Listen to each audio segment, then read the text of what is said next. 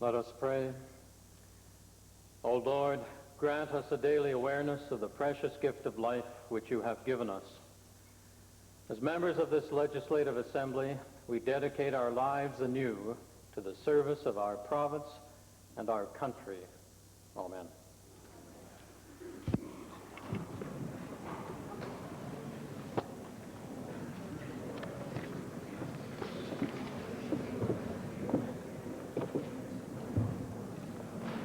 Introduction of visitors.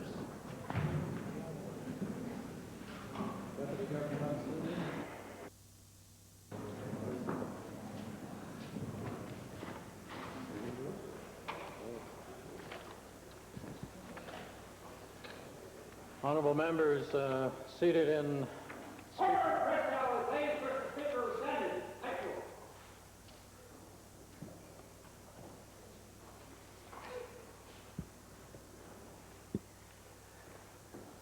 In the Speaker's Gallery, I'd like to introduce a number of people who wish they had that same kind of cooperation from the Sergeant at Arms in their particular jurisdictions. Members of the Pacific Northwest Legislative Leadership Forum are meeting in Edmonton today and tomorrow. And so as I call their names, I would like to have them rise, and then perhaps members will welcome them at the conclusion. Leading the delegation is Senator Alan Buchel, President or Speaker, if you will, of the Senate of the State of Washington. Representative Cal Anderson from the State Legislature of Washington. From Alaska, Representative Sam Cotton, Speaker of the House, but I didn't see him at lunch. Representative Fran Ulmer from the State of Alaska Legislature. From Idaho, my good friend, Speaker of the House, Tom Boyd, together with Senator Mark Ricks from the state of Idaho. Next, our immediate neighbors from Montana, a friend, fellow Speaker, John Vincent, Senator Delwyn Gage, Senate Majority Leader, and also Representative Linda Nelson from the state legislature. From the state of Oregon, Senator Eugene Timms, and Representative Phil Kaesling. From our sister province of British Columbia, the Honorable Elwood Veach. I'd ask that they all rise and receive the warm welcome of this House.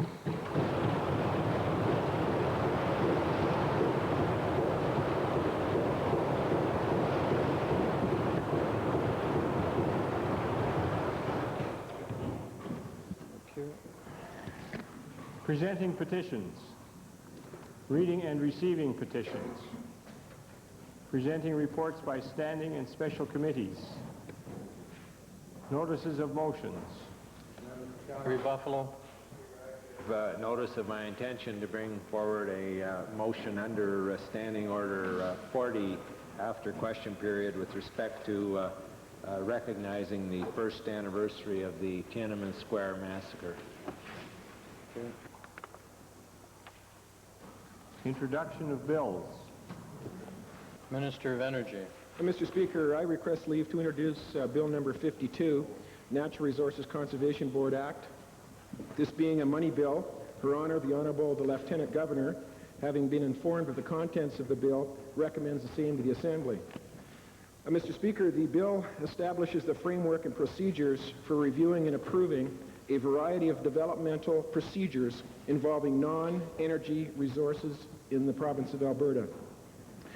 Major forestry projects and large water management projects will be subject to a mandatory review.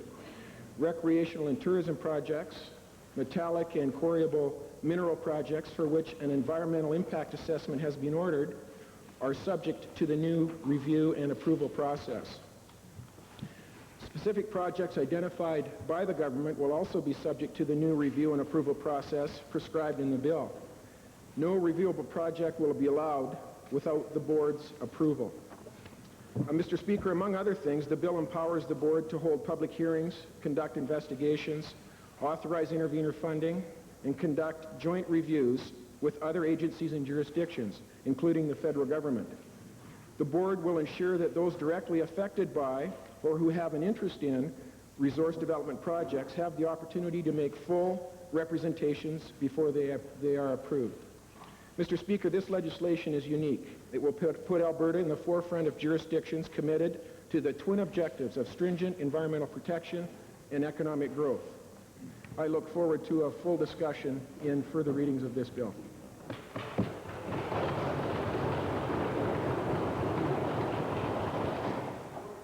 The Honourable Minister of Energy has moved first reading of Bill 52, Natural Resources Conservation Board Act. Those in favour of first reading, please say aye. Aye. Opposed, please say no. So ordered. Bill number 52, Natural Resources Conservation Board Act, introduced by the Honourable Mr. Orman, is now read a first time. Mr. McGuinness, please. Member for Edmonton Meadowlark. Thank you, Mr. Speaker. Mr. Speaker, I rise to introduce Bill number 272, being the Environmental Assessment Act. This bill would establish a board of impartial experts to review all significant industrial development projects and other kinds of projects in the province of Alberta that would have serious potential environmental impacts. The Honourable Member for Edmonton Meadowlark has moved first reading of Bill 272, Environmental Assessment Act. Those in favour of first reading, please say aye. Aye. Opposed, please say no. Carried. Bill number 272, Environmental Assessment Act, introduced by the Honourable Member Mr. Mitchell, is now read a first time. Member for Highwood. Mr. Speaker, I request leave to introduce Bill 53, the Parentage and Maintenance Act. Mr. Speaker, this bill modernizes and replaces the maintenance provisions of the existing Maintenance and Recovery Act by addressing various administrative and charter issues. The Honourable Member for Highwood has moved first reading of Bill 53, Parentage and Maintenance Act. Those in favour of first reading, please say aye. Aye. Opposed, please say no. Carried. Bill number 53, Parentage and Maintenance Act, introduced by the Honourable Member Mr. Tanis, is now read a first time. Deputy Government House Leader. Speaker, I would move that Bill 53, as introduced by the Honourable Member for Highwood, be placed on the order paper under Government Bills and Orders. You, having heard the motion, those in favour, please say aye. Aye. Opposed, please say no. Carried. Member.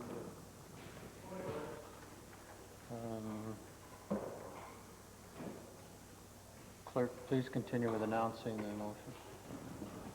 Tabling returns and reports. Thank you.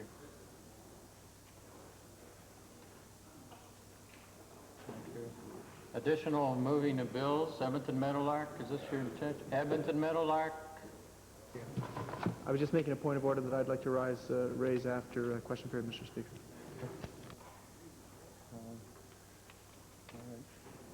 Mr. Minister Speaker, of Consumer and Corporate Affairs. I'm pleased to table the annual report of the Alberta Automobile Insurance Board for the year 1989. Thank you. Speaker, I wish to table the 1988-89 annual report of the Alberta College of Art. Thank you. Point of order. Introduction of special guests. Minister of Agriculture, followed by the member for Clover Bar. Mr. Speaker, it's my pleasure today to introduce to you and through you to the members of the Assembly 34 grade 6 students from the Glendon School located in the Bonneville constituency. They're accompanied today by their grade 6 teacher, Mrs. Thelma Wattridge, and the school principal, Mr. Dave Mahoney. They're in the members gallery, and I'd ask that they stand and receive the warm welcome of the Assembly.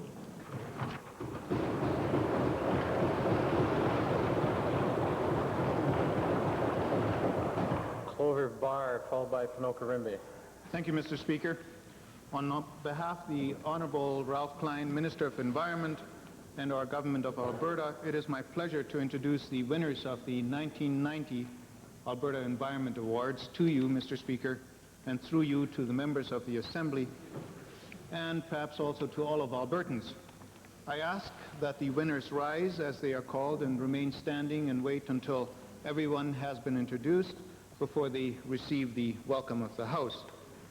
Mr. Speaker, in the category recognizing the individual, Mr. Bill Bresnahan from Strathcona County was chosen. Mr. Bresnahan has demonstrated his concern for the environment and his community by being a volunteer leader of youth groups in Strathcona County. In Strathcona, where the youth groups plant some 400 trees annually. Mr. Bresnahan is here with his wife Connie and representing the next generation of Albertans, baby Drew Bresnahan. Mr. Speaker, the recipient for this year's volunteer organization are the Boy Scouts of Canada, Calgary region, represented by Mrs. Grace Belsner and the regional commissioner, and Mr. Martin Trim, a member of the board of directors of the Calgary Regional Council Boy Scouts of Canada.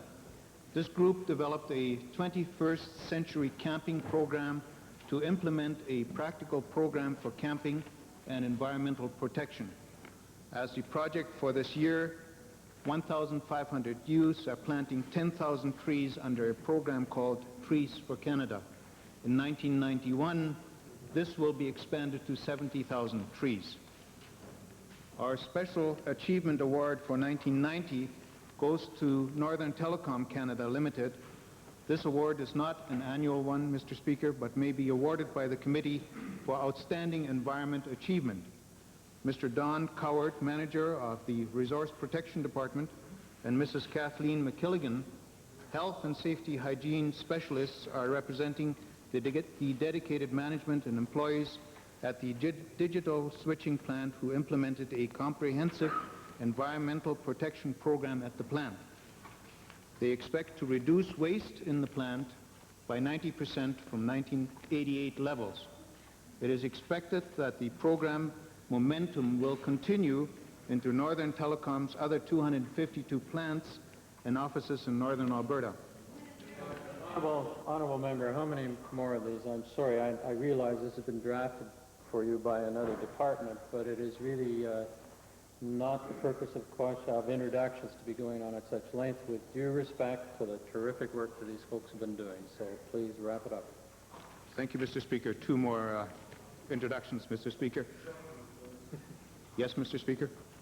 For the Industry, Business and Government Agency category, Mr. Ian Smythe and Mr. Doug Boucher from Canadian Petroleum Association, and for the 1989 Grade 8A class of the R.I. Baker School in Coaldale, the Educational Institution or Organization Award, and they're provided to instructor Mr. Perry Mirkovich and Mr. Daryl Nikolaichuk.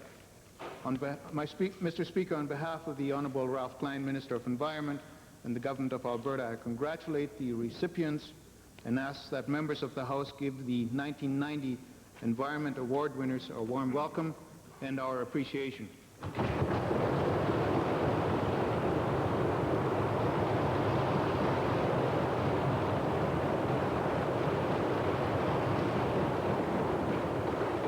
Edmonton Meadowlark, followed by Edmonton Kingsway.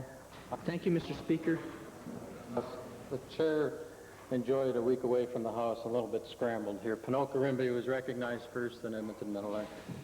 Thank you, Mr. Speaker. Mr. Speaker, today I'm pleased to be able to introduce to you, and through you to members of the Assembly, the entire junior high school or high student body of Crestemere School, which is located in the county of Panoka. They are accompanied by their teachers, Mr. Roger Stowart and Mr. Brian Radmanovich, and bus driver Linda Turner. I would just like to add one piece of information, Mr. Speaker. These students have gone through a rather unique experience this year in that they've had to move the entire school 9 miles to the north to Sylvan Heights while they are while the board is seeing to the renovation and modernization of their school. So they've had quite a disruption in their school year, but they're coping very well. Mr. Speaker, they are seated in the members' gallery, and I would ask that they stand and receive the traditional welcome of the Assembly.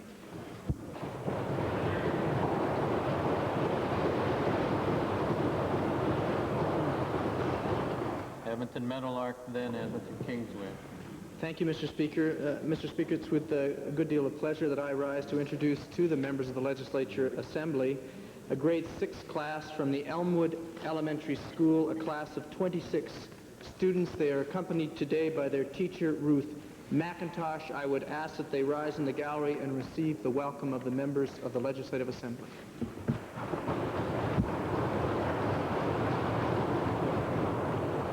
Edmonton Kingsway. Thank you, Mr. Speaker. It's my pleasure today to introduce to you and to members of the Assembly 12 students from the English as a Second Language class at the AVC Winifred Stewart campus in my riding. They're accompanied by their teacher, Sonia Ostaszewski. I request that they rise and receive the warm welcome of the Assembly.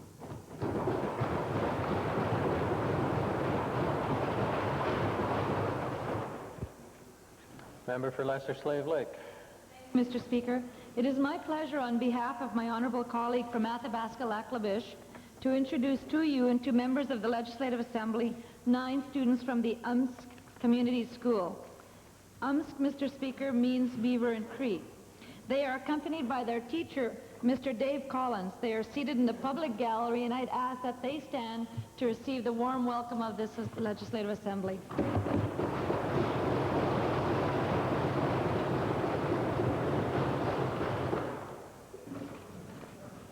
Ministerial statements. Minister of Family and Social Services.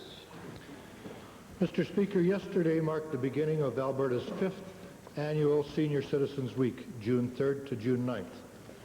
The week is spearheaded by the Seniors Advisory Council for Alberta, chaired by my colleague, Mr. Tom Musgrove, MLA for Bow Valley. I'm pleased to inform the Assembly that communities throughout the province are working with the Council to build the tradition of honoring seniors during the first full week of June. This year, our theme is Seniors, a Strength of Alberta. This theme was chosen because senior citizens bring a very real strength to our families, our communities, and our province as a whole. Older Albertans have a tremendous wealth of knowledge and skill that contributes something special to the lives of their friends, their neighbors, their children, and their children's children. There are 3 objectives for this week, Mr. Speaker. They are to recognize and honor senior citizens in Alberta, to highlight the positive contribution that seniors are making in their communities, and to promote the understanding of and encourage positive attitudes towards seniors. The Seniors Advisory Council for Alberta is attempting to meet these objectives by distributing posters and Senior Citizens Week information kits to groups and communities across the province. Kits have also been sent to Alberta's media to encourage their support and coverage of the week's activities planned in their areas.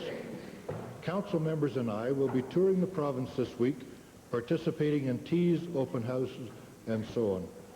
Mr. Speaker, we recognize that the vision, tenacity, and hard work of today's seniors shaped this province. They cleared the land, and they established schools, churches, businesses, and communities.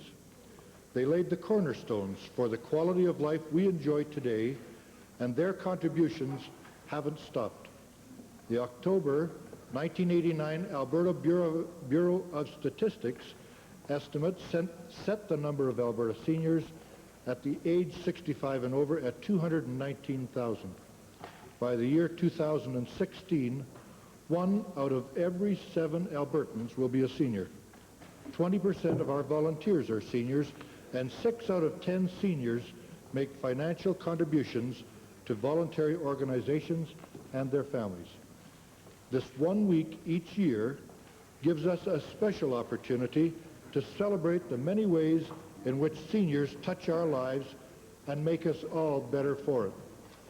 But this government acknowledges the importance of older Albertans all year round by providing ongoing programs and services for seniors. Members of the Seniors Advisory Council for Alberta volunteer their time and talents to ensure that the needs of seniors in the province are identified and addressed. The Council operates a toll-free telephone information service for older Albertans and others who work with them.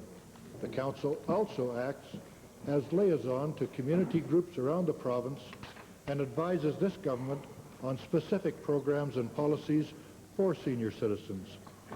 Mr. Speaker, I urge every member of this Legislative Assembly to join Mr. Musgrove and I in recognizing those who contribute so much to this province by celebrating Alberta's 5th Annual Senior Citizens Week, June 3rd to the 9th. Thank you, Mr. Speaker.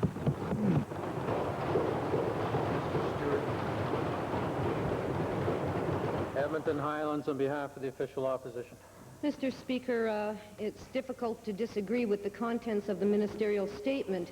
Any Albertan who's had the first-hand opportunity to meet one of the pioneers of this province has learned infinitely from that experience, and I know that we look forward to continuing to do so. But I find it difficult to accept that 1 week's worth of lip service can ever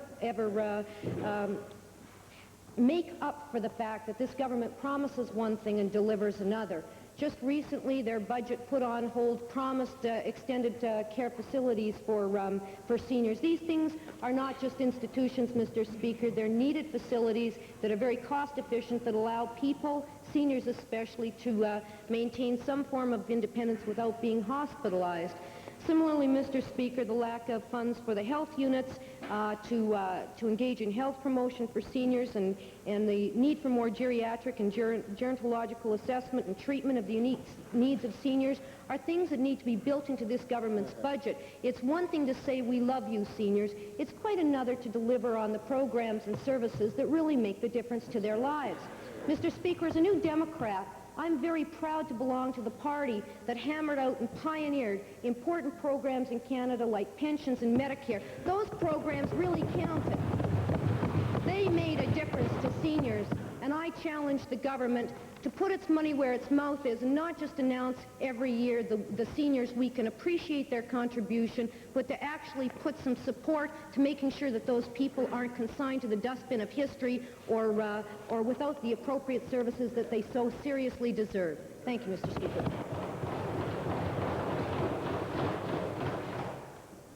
Oral question period. Edmonton Highlands. Mr. Speaker, last November, the Alberta government, and especially the Minister of Technology, Research and Telecommunications, banded together with his counterparts from the other two prairie provinces to form what was called the Prairie Telecommunications Alliance, the purpose of which was to fight the federal legislation that was going to put the governance of AGT under CRTC regulation, Mr. Speaker. And I'd like to quote from the minister from last November. He said, quote, "Although there is Western representation on the CRTC, this body cannot hope to reflect prairie interests and concerns as effectively as the existing provincial regulatory authorities," Mr. Speaker. He had it pretty good at that point, Mr. Speaker. Now, since then, Mr. Speaker, the CRTC hasn't changed, and the federal bill hasn't become law. His counterparts in Saskatchewan, Manitoba are still fighting the legislation.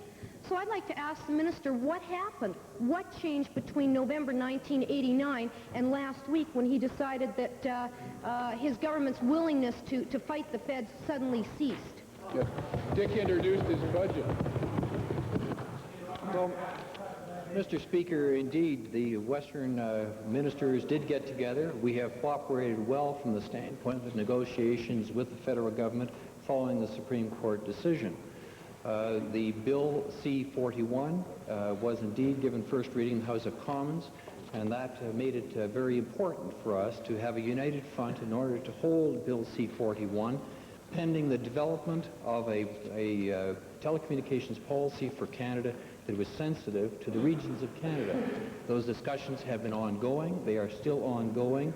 And in the meantime, we have received certain assurances from the federal government that will ensure that indeed the services that are now offered by, and the rates that are now offered by AGT and are part and parcel of the fabric of Alberta will be incorporated as part of the CRTC regulator's responsibility.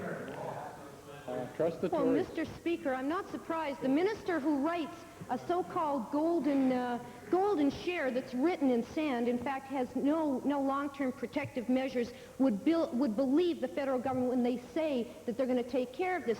Mr. Speaker, that bill hasn't received second reading. What, in fact, can the minister say to ensure Albertans that the CRTC rules will change to allow the Alberta government to maintain control over what is rightfully our jurisdiction? That's right. Just trust. Well, that's the honourable member may think it's our rightful jurisdiction. Apparently, the Supreme Court of Canada doesn't agree with that. the jurisdiction of telecommunications is clearly a federal matter. It is up to the federal government, therefore, to bring forward legislation.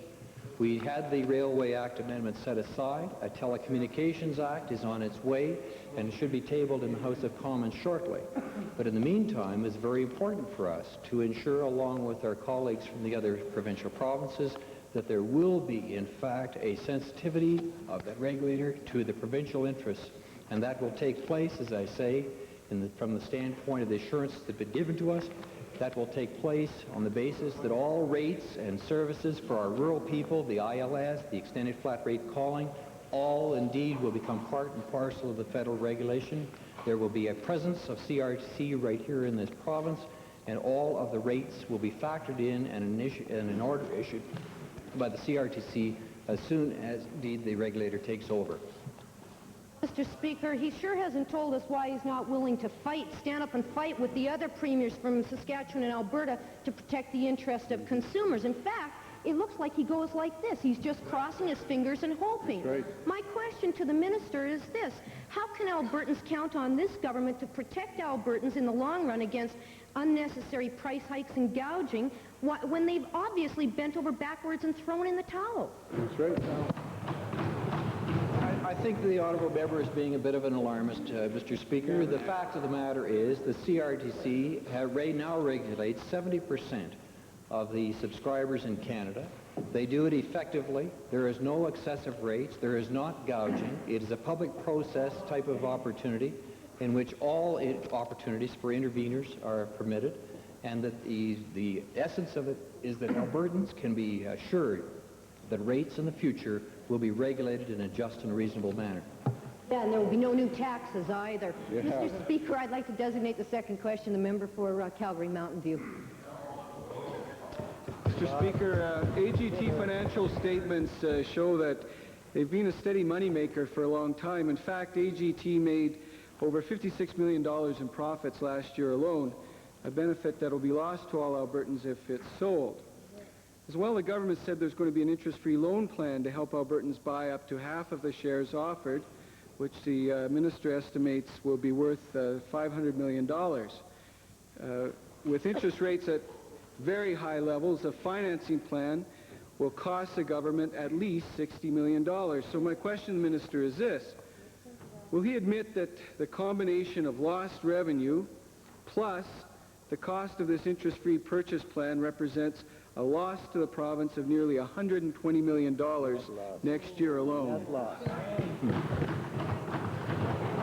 Well, Mr. Speaker, if the honourable member would do his homework, he would find that the net profits of AGT have never gone to the benefit of the taxpayer by virtue of being added into the general revenue fund of the province.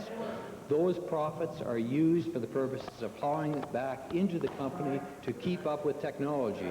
And indeed,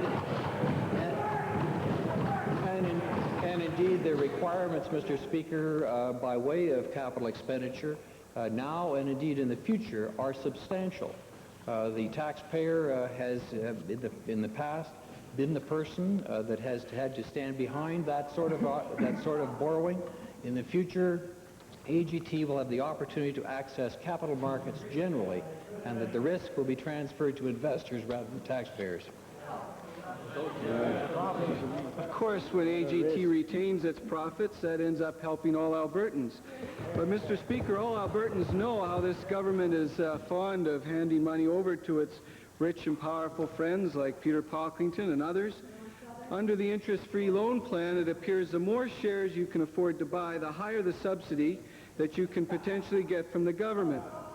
AGT privatization adds up to the same old story, Mr. Speaker, and I'd like to ask the minister, will there be any limits on the interest-free loan plan to ensure that wealthy purchasers will not have their share purchases subsidized by the government? Right. Good. Yes, Mr. Speaker. Mr. Speaker, we'll keep him to his word. The government is under tremendous pressure to make sure that all the available AGT shares will be purchased. I mean, it would be quite embarrassing if they had a privatization, they couldn't sell all their shares. So they may end up pricing them at fire sale prices. So those who, like Bell Telephone, who are wealthy enough to afford to buy them end up getting a hidden subsidy. And I'd like to ask the minister to ensure that the purchasers of these shares don't end up getting a hidden subsidy. Can he give us a commitment today that AGT's share prices will represent the true value of the company and that investors will not get a hidden subsidy from this government putting those shares on the market at a discount?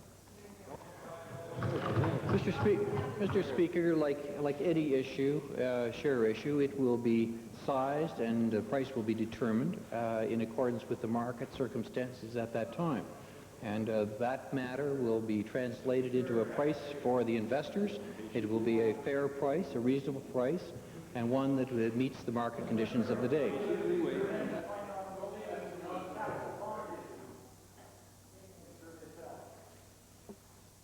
Calgary Northwest. Thank you, Mr. Speaker. This government is asking Albertans to invest $500 million in a company that they already own, simply based upon the assurances of this government that this is a good deal.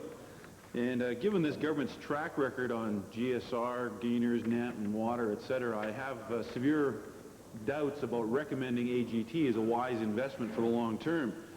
Mr. Speaker, a responsible government would have undertaken exhaustive research before offering the legislation that we now have before us. However, since the research has not been made available to this House, I have no way of knowing if, in fact, the research has been done. My question is to the Minister for Technology, Research and Telecommunications.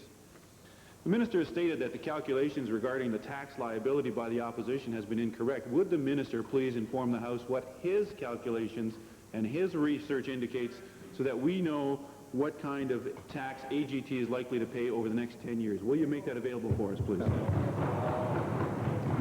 Mr. Speaker, how can you determine what taxes are going to be unless you know what the income of the corporation is over a period of time? All I indicated was that under current corporate tax law, the opportunity to minimize taxes is there, and that has been confirmed by Revenue Canada for us. Insofar as his preamble, Mr. Speaker, I certainly hope the leader of the Liberal Party comes back soon. He says he's in favor of privatization in principle, and this member gets up and says something totally different. It'd be nice to get them all together once in a while. Well, maybe the minister should read Hansard and see what I said in Hansard, because obviously you didn't pay attention then. There's something called a pro forma that will tell you about the tax structure, by the way. A competitive AGT, which this government claims they want, would need to reduce its debt-to-equity ratio from the current of about 90 to 10, closer to a 50-50 ratio. Has the minister examined the effect that that would have on telephone rates and the effect upon Albertans? Well, that is one of the parts of the exercise, Mr. Speaker. That's one of the whole purposes of it, is to get that debt-equity ratio at a 50-50 level, which is the norm in the telecommunications industry. And so that will proceed in that basis. Finally, Mr. Speaker, then on Friday the minister stated he had had some communication with the CRTC and with the Federal Minister of Communications. Will the minister tell us exactly what discussions have taken place regarding the future regulation of AGT by the CRTC? What's going to happen? It's a very hypothetical question, Mr. Speaker. All I can do is to give a general response to it. Yes, indeed, we had some very satisfactory discussions, both with the Minister of Communications on several occasions, as well as the CRTC, the Commissioner, the Deputy Commissioner, and a number of the officials. And as a result of all of that, Mr. Speaker, we have the assurance that we are going to have a fair regulator, a just regulator, one that will be sensitive to the interests of Alberta, and indeed all of the programs and services and rates that are now in place will be grandfathered into that new regulator until such time as they're changed by way of some sort of a public process sometime in the future. To Calgary Northwest. Calgary Fish Creek. Go across town. Mr. Speaker, as you and the other members of the Assembly well realize, the lifeblood of the oil industry, especially our smaller producers, without downstream operations, is investor capital. Mr. Speaker, a number of junior oil companies have indicated to me that it's now virtually impossible in today's tight equity environment to attract investment. And that obviously will have a very serious effect on small producer operations this year. Now, I'm wondering, Mr. Speaker, what assurances can the Minister of Energy provide to the small producers that the government is prepared to help during this difficult period?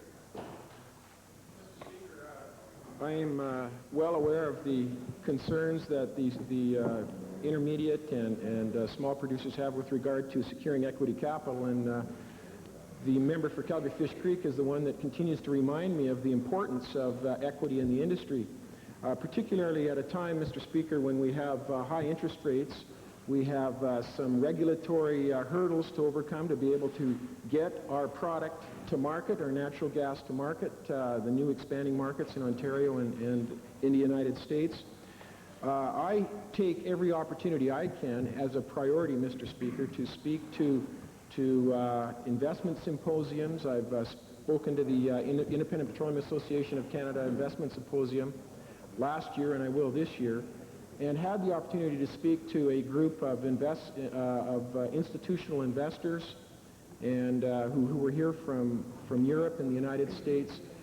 And it takes a little bit of educating, Mr. Speaker, to have them look beyond the major producers to the smaller and the independent producers. And there's as much an education process as anything, and all we can all do is continue to point that out and point out the long-term opportunities in this industry.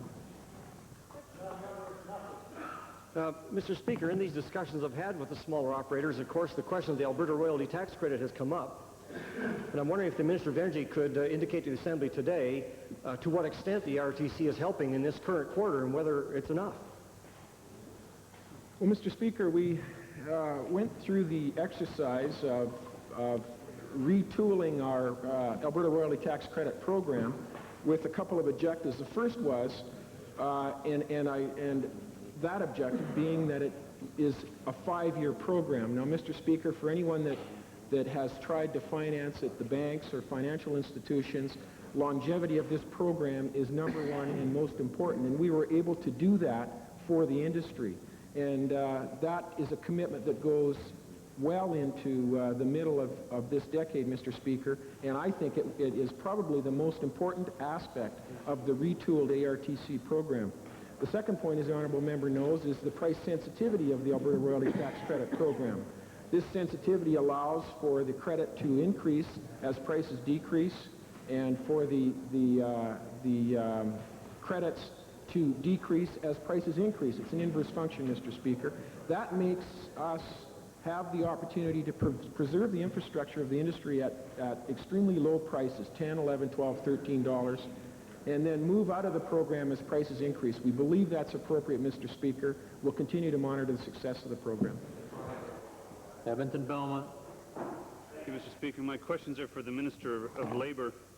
Mr. Speaker, on May the 17th, the Premier promised social workers that if they agreed to return to work and to the negotiation table, he could pretty much guarantee that a good contract would be the result of such a return.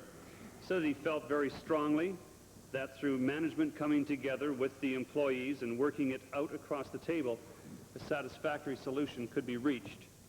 Mr. Speaker, a back-to-work protocol was signed, workers kept their provinces, and the government negotiators are now ignoring that protocol. More than 2 weeks have passed since the Premier promised a good contract. My question to the Minister is, why have the negotiators for the Public Service Commission not acted on that promise?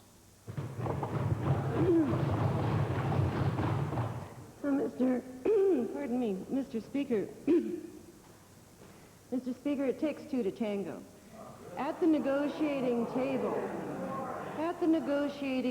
both sides must sit there and talk to one another and exchange positions until they come to some position that is mutually agreeable.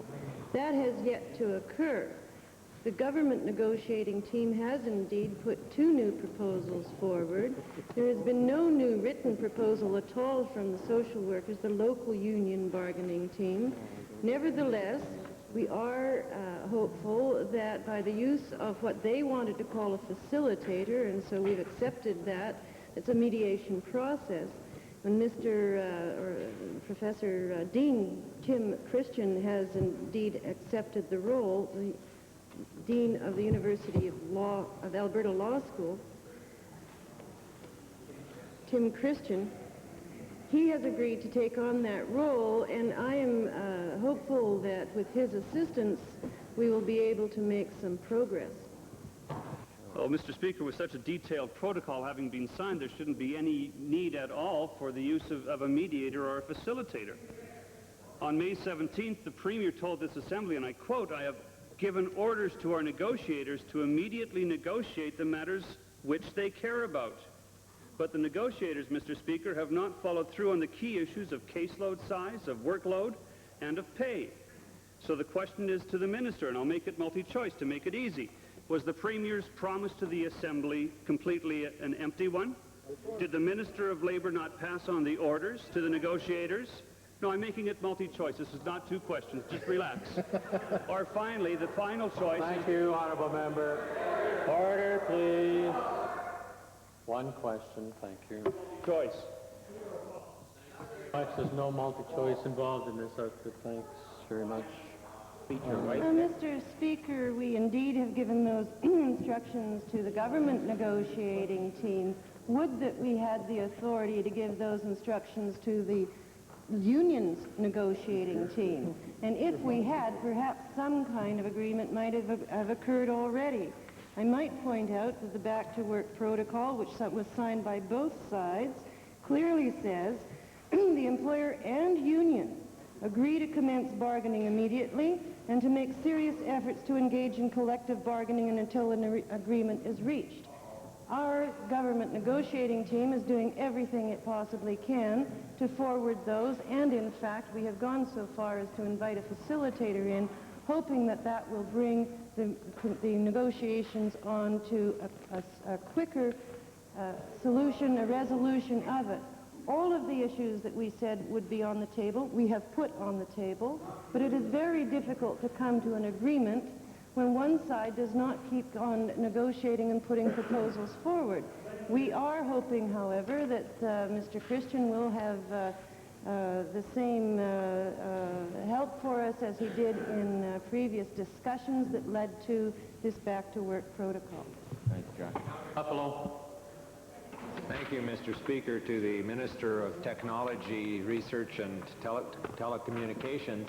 Mr. Speaker, we have no objection in principle to privatization, but we're going to support this bill only.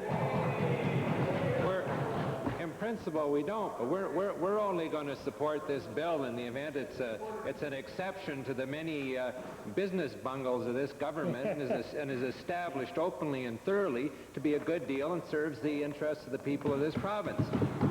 We've had enough of decisions like Peter Pocklington decision, which are made in the back rooms without information, and is totally representative of the insulting way in which this government operates, that it announces the privatization of AGT and gives only general platitudes. Order. Order, the whole House. Chair can't even hear what the member is saying. Honourable member for Calgary Buffalo, the question, please. It's insulting that this government gives only general platitudes about what it's doing without releasing the many studies it has about the impact on consumers and the business rationale.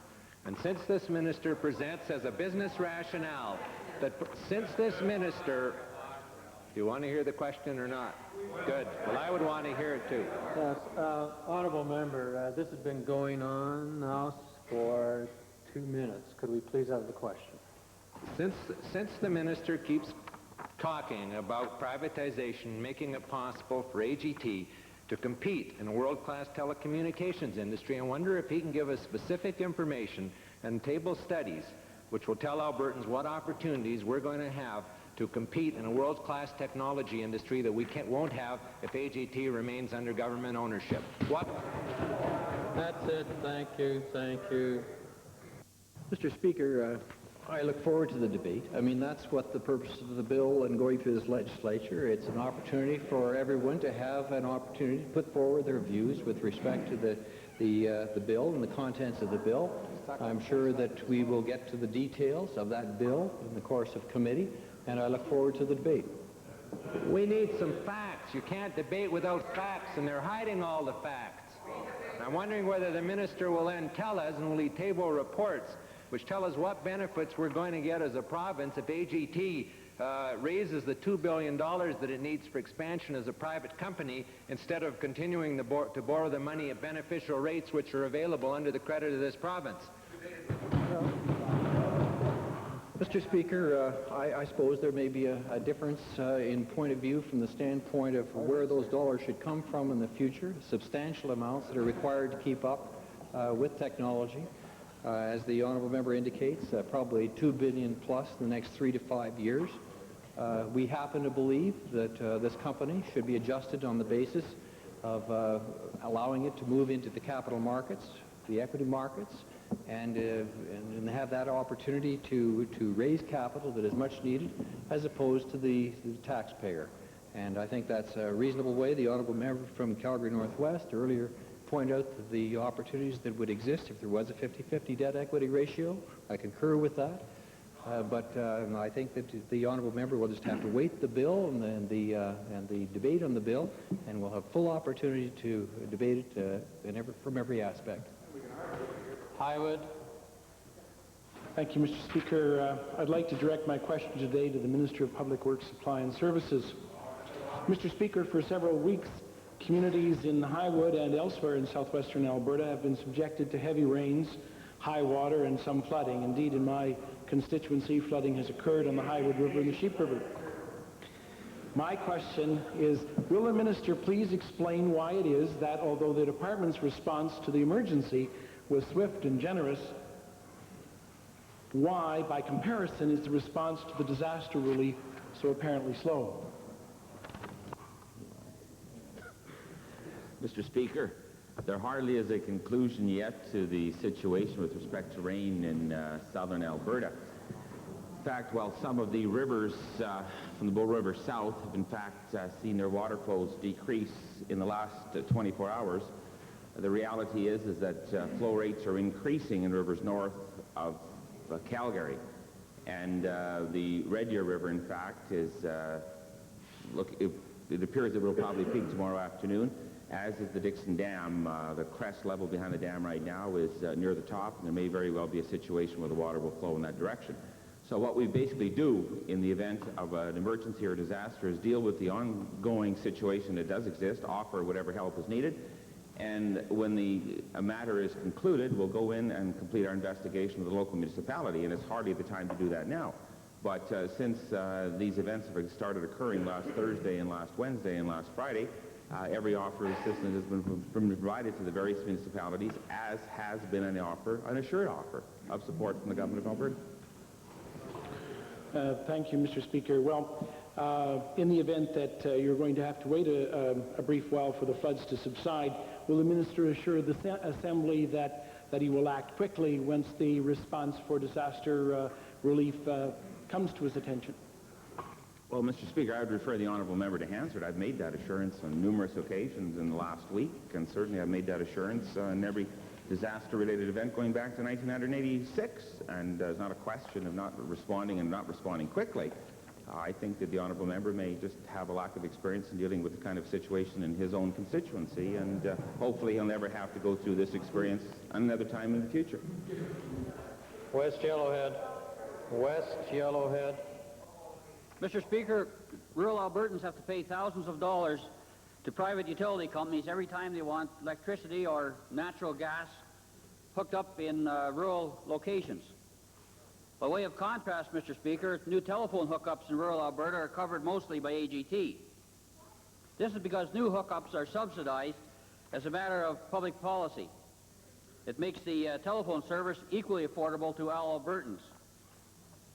I wonder if the Minister can confirm that once it is privatized, AGT will no longer be required to subsidize the cost of new telephone hookups in Alberta, and rural Albertans will be forced to pay thousands of dollars every time they want to extend telephone lines to their new homes or farmsteads.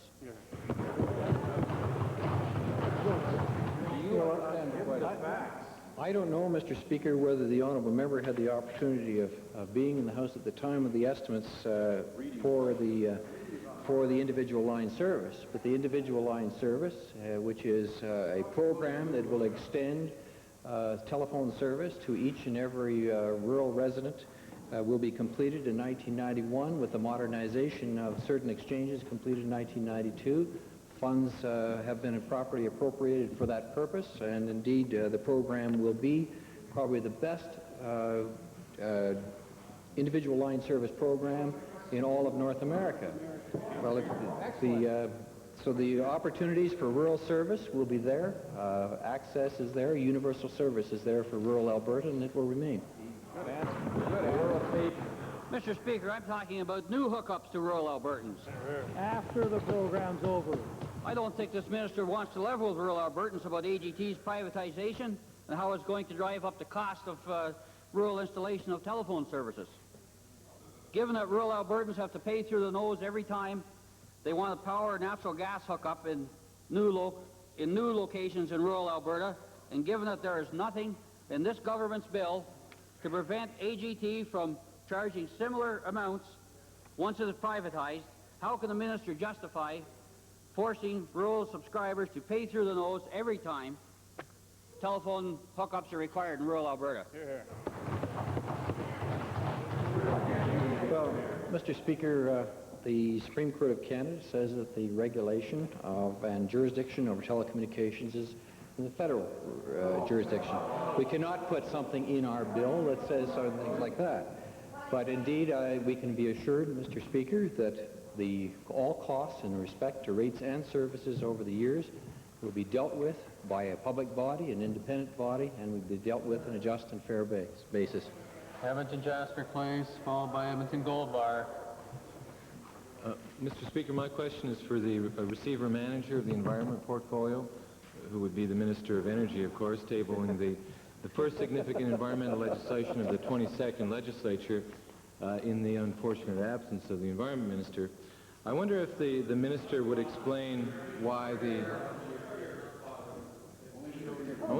Minister of Energy would explain why the loopholes in the earlier draft are still within the draft table today, in that the government controls whether projects go before this board by designating an EIA. If there's no EIA, it's not before the board. Does this not give the Cabinet authority to exempt almost every project? No, Mr. Speaker. Come on. Well, have you read the bill? The supplementary is a simple one. In the case of the Alberta Pacific project, a process was set up by the government. People went through the process, a recommendation came through. The government negated the whole operation by setting up yet another study. My question is directly related to that particular project, or rather the new project put forward by Alberta Pacific. Will the minister undertake that this process, NRCB, will be applied to the new project and it won't be negated in the final analysis? Mr. Speaker, the projects that will be reviewed by the new Natural Resources Conservation Board are quite clearly outlined in the Act, and I believe it's Section 4, and if the Honourable Member would simply refer to it and spend some time referring to it, we'll be able to deal with that issue in second reading and committee study. Edmonton Gold Bar. Mr. Speaker, while social service consumers and helping professionals and volunteers and community agencies are struggling against immense odds in the real world, trying to meet ever-increasing needs and demands, the minister responsible for Family and Social Services continues to stall on making any positive changes and improvements because he says we're all to wait patiently for some magical reform packages. Well, Mr. Speaker, sources tell us, yes, the system is going to be changed, but true to form, the changes won't necessarily be for the good. My questions are to the Minister of Family and Social Services, Mr. Speaker. Will the minister now confirm or deny that part of his plan is to abolish AISH, the Assured Income for the Severely Handicapped? Mr. Speaker, I'm not sure where the Premier's good friend, the member for Gold Bar, is getting her information from. I can only reiterate what I've said in the past, Mr. Speaker, and that's that I'm working with advocacy groups, I'm working with Albertans, I'm working with users, I'm working with my colleagues to make sure that we make some appropriate and progressive changes to our social policies here in Alberta. We're constantly striving for improvement. Mr. Speaker, we recognize that some 65 to 70,000 caseloads depend on our services at this time, and we're not very happy about that, Mr. Speaker, and We know that for the most part, they don't want to be on our caseload. We're anxious to work with them as well, Mr. Speaker, to see if we can't find alternatives. Well, there's no yes or no there, and the recipients of AISH are vulnerable people, Mr. Speaker, who need the answers to this. They don't need to be left in limbo. Mr. Speaker, my supplementary question is to the minister responsible for the Premier's Council on the Status of Persons with Disabilities. To the minister, Mr. Speaker, this council supports AISH and has recently recommended increases. Will this minister then assure the Assembly that there will be no dismantling of the AISH program? The Honourable Minister of Family and Social Services has quite adequately answered the member's question. We love AISH. AISH is a good... Smoky River. Thank you, Mr. Speaker. To the Minister of Transportation and Utilities. Highway construction and maintenance contractors indicate an apparent shift in day and core list use in construction and maintenance. And my question is there indeed a shift to tendering, or just what is the process that seems to be becoming established? Well, Mr. Speaker, the tendering process applies to the primary highway and the secondary highway system, and in the past we've used day labor and a list of core equipment on the local roads. We are doing some shifting to going to more tendering in those areas, and we're going to see just exactly how that may work, Mr. Speaker. My supplementary is also to the Minister of Transportation and Utilities. And basically the question is this going to be a province-wide program, and will it involve things like maintenance, grass maintenance, and so on?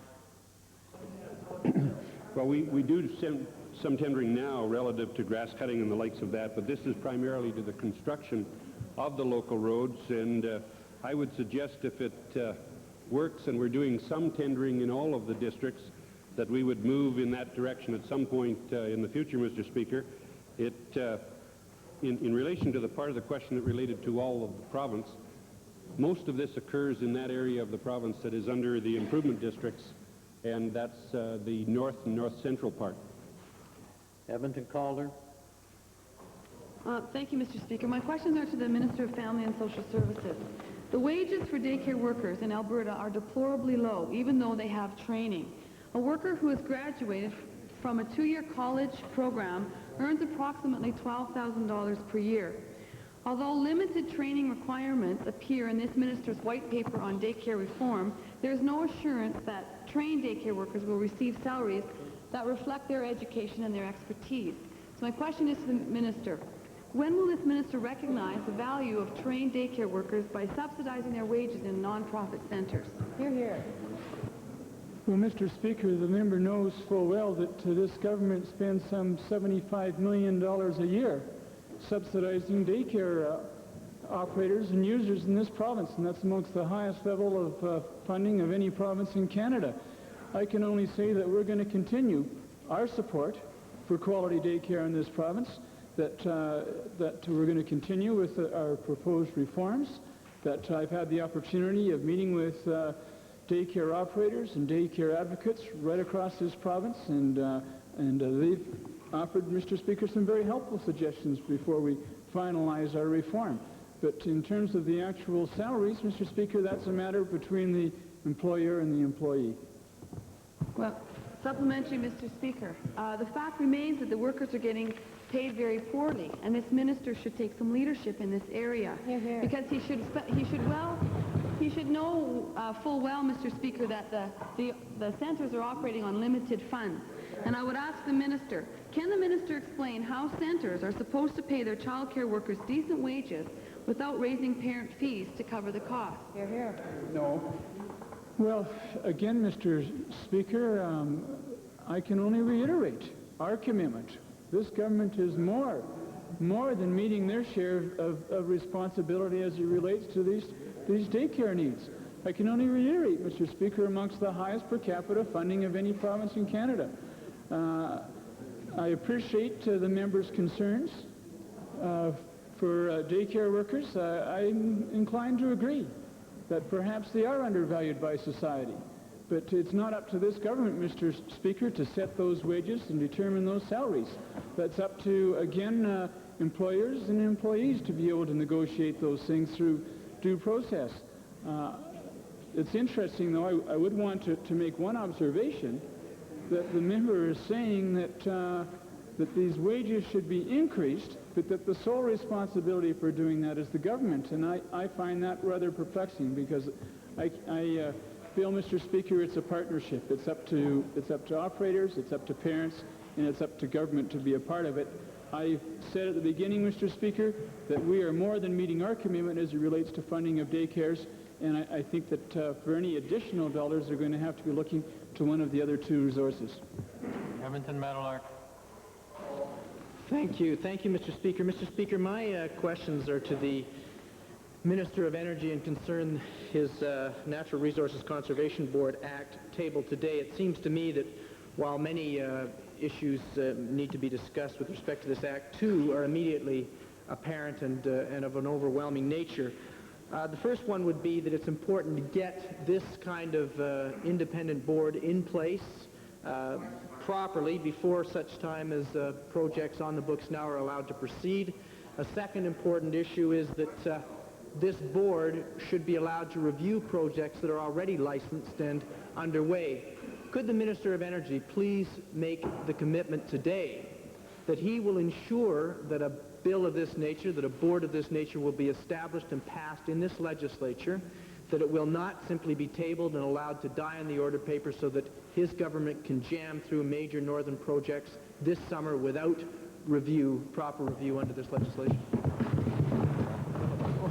Mr. Speaker, he's a member of this legislature. I'm in his hands. If I get the support of the Liberal caucus with this bill and support of the NDP caucus in discussion of this bill, then there's no question. As a matter of fact, I could probably get it passed within 10 days. The extent of the discussion, I have members of the government caucus that, of course, want to make their representations on this important bill. But as I've said, I'm in the hands of this Assembly. That's a very, very revealing, evasive statement. Everybody knows, Mr. Speaker, that if this government wants to get a piece of legislation through, they can get it through. My second question is, could the minister please confirm that this act has been very, very carefully worded to ensure that the board, once passed in legislation and once structured, in fact, cannot review a project that has already been licensed, such as the Diashawa project, such as the Alpac project that may be licensed before this goes through, and so it could not review ongoing projects and make recommendations about how they could be improved once they've been started? Mr. Speaker, the legislation, in the answer to this question, whether it's carefully worded or not, the answer is definitely yes. And the second point, as to whether or not projects are reviewed, the thresholds that will be reviewed in the project are very clearly set forth in the definitions at the beginning of the bill. Now, whether or not there are projects that do not fall within the definitions, the threshold definitions, Mr. Speaker, projects can be referred to the NRCB by the Lieutenant Governor in Council and by the Cabinet, Mr. Speaker. So the bill is worded in such a way that every project could be reviewed by the board. Now, I don't expect that, Mr. Speaker. I don't expect projects that are in place would be reviewed. Now, whether there's expansions or other modifications, the decision of Cabinet will be such that they could be reviewed. But the process, as structured, is really sensitive to the ordering of an environmental impact assessment. Now, as the definition indicated, major forestry projects are mandatory, as are major water diversion projects, Mr. Speaker. Beyond that, they must, the triggering mechanism is the ordering of an environmental impact assessment. Okay. Member for Westlock Sturgeon. Mr. Speaker, I'd like to address my question also to the Minister of Energy, although I'm not positive because they've been doing a tinkers to Evers to chance between the agriculture and the Minister of Energy as far as electrical energy is concerned. This was respect to irrigation farmers, Mr. Speaker, which I feel have had a rather dirty trick pulled on them over the last couple of years they were encouraged, Mr. Speaker, to invest $20,000 to $50,000 per farm in buying electrical motors and putting electrical poles in to pump water. And then in the last few months, the government has announced that they were going to hold back the tax, or not going to rebate taxes on the power rates, and also that the power companies are going to charge, or they're going to withdraw from the one-third subsidy to the power companies. Now, can the Minister of Agriculture, the Minister of Energy, assure the farmers of southern Alberta that the irrigation power subsidy that has gone on for the last 4 or 5 years, under which they have laid out up to $50,000 a farm, will continue? Which one? You make the decision. You ask the question. Yeah. Well, Mr. Speaker, he rambled on for so long, I kind of lost my train of thought and stopped paying attention. But what I will do, Mr. Speaker, is I'll go back to Hansard and I'll get a team of people in my office to try and decipher what he said and report back to him at the next opportunity. Mr. Speaker, I'd like to assure him that he wasn't even in the station when the thought took off on that one. The argument, plain and simple, is that there's been an implied promise to irrigation farmers for spending $50,000 that the subsidies of power rates would continue. Let me go to the provincial treasurer. He's usually clued right in, although sometimes a little bit of a Nijinsky in answering.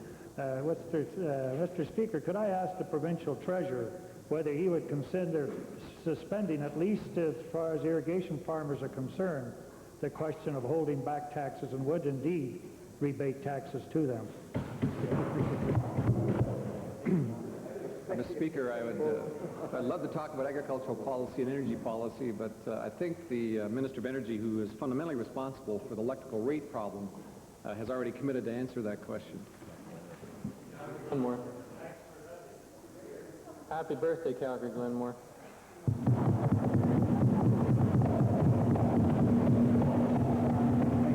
Thank you, Mr. Speaker. 39 and holding. Last night, Calgary Caucus had a wonderful phone-in from constituents throughout the city of Calgary who are still concerned or expressing concern about increased rates of their apartments and what have you. And I wanted to direct my question to the Minister of Consumer and Corporate Affairs, who had set a task force in place. And I'd like to ask the Minister if this task force is still taking concerns from constituents or people in Alberta with regards to rental increases, and where that task force is in the process, and what is the response that that task force has to the Minister. Mr. Speaker, in answer to the honourable member's question, the task force reported. We tabled the report in the House, and I have since that time asked Albertans in general and specific groups who have expressed an interest in this topic, landlords and tenants across the province, to give us their response to the recommendations in that report. The report itself recommended against rent control and rent review.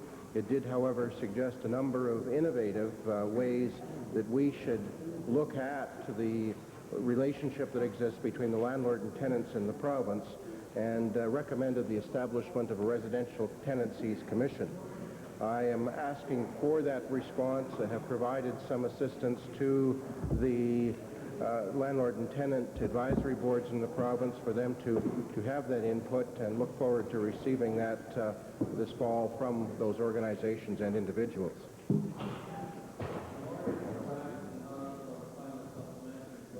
Sturgeon and Edmonton Gold Bar.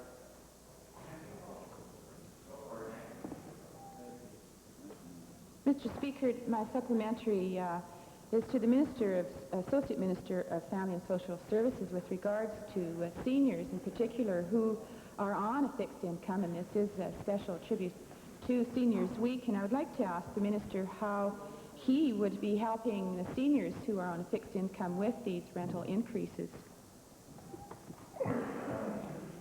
Well, Mr. Speaker, we recognize that the rental increases are affecting all walks of life, not just seniors or people on fixed income. And I find the question a little strange from Calgary Glenmore in light of the booklet of the programs that we just passed out today in this assembly. And as a matter of fact, I found the remarks from the member from Edmonton Highlands even more confusing, Mr. Speaker. If they would independent living program, $4,000 a year. We have home adaptation program, $5,000. I could go on, Mr. Speaker, on and on. Let me suffice to say that we are currently spending a cumulatively $1.2 billion on seniors programs in this province, Mr. Speaker, and I think we're doing very well.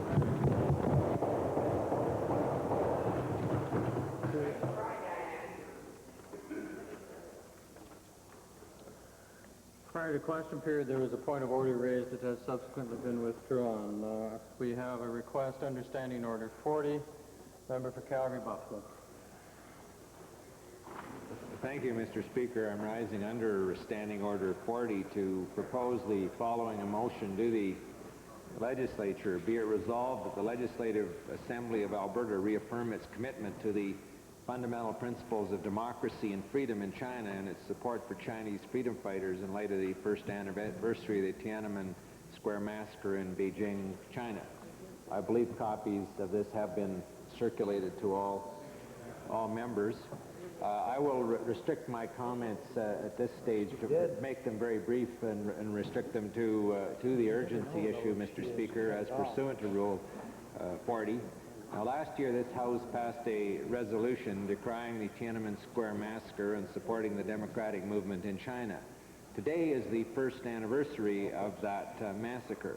This past weekend in Calgary, I attended several functions commemorating the massacre, one held by Chinese Students and Scholars Association, the other by Amnesty International. The people involved in this struggle are facing huge odds, and I know from my meetings this weekend that they are looking for support throughout the world, because such support gives them courage and lets those involved in the struggle know that they're not alone. Thus, our expressions of support are important, and the expressions of support now is urgent in the sense that if we don't do it now, it loses significance. So albeit that it's a small gesture, it's an important gesture of leadership, and it would be very disappointing to those involved in the struggle if the motion did not proceed. So I would urge all members to support the motion and to give consent, unanimous consent, to have it go forward. Under Standing Order 40, all those in favor of giving unanimous consent that the matter proceed, please say aye. Aye. Opposed, please say no. Fails. Orders of the day. Government bills and orders for second reading. Bill number 7.